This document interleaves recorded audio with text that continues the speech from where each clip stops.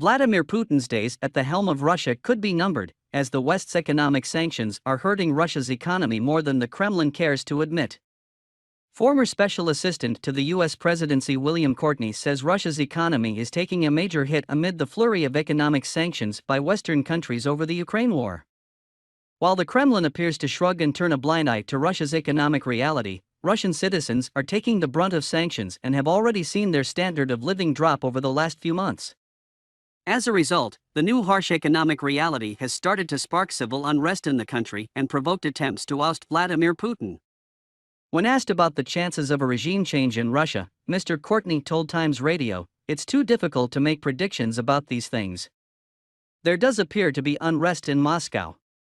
So that could be a sign that the Kremlin, which is run by former KGB officers, is upset about the economic truth that economists are telling them about the damage to the economy.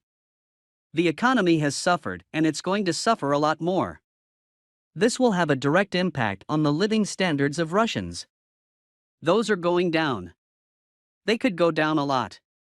And they're already lower than they were before the Russian aggression in 2014 when the West opposed sanctions the first time. So, regime change is likely to happen," Mr. Courtney said.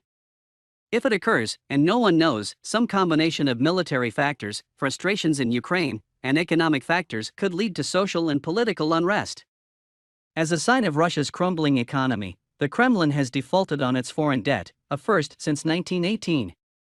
In total, Russia has failed to pay around $100 million in interests in 2 bonds.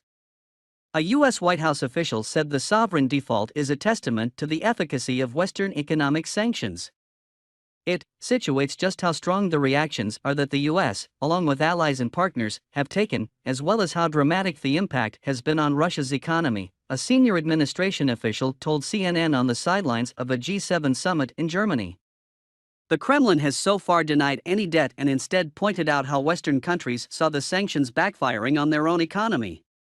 European countries are taking a major hit, especially with embargoes on Russian energy imports. The EU imported about 115 billion cubic meters of natural gas from Russia in 2021, that is about 40% of the EU's total gas consumption. Despite the Kremlin's claim that Russia's economy is hardly impacted, some experts argue the sanctions may not have effects in the short term but will hurt in the long run.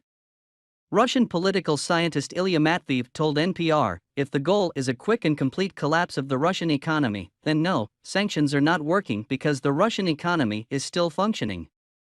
But if the goal is to weaken Russia economically over time, then sanctions are 100% working." A new report by Russia's Federal State Statistics Service found that production has dropped in multiple sectors by 1.7% in May compared to the same month of 2021. Russian Foreign Minister Sergei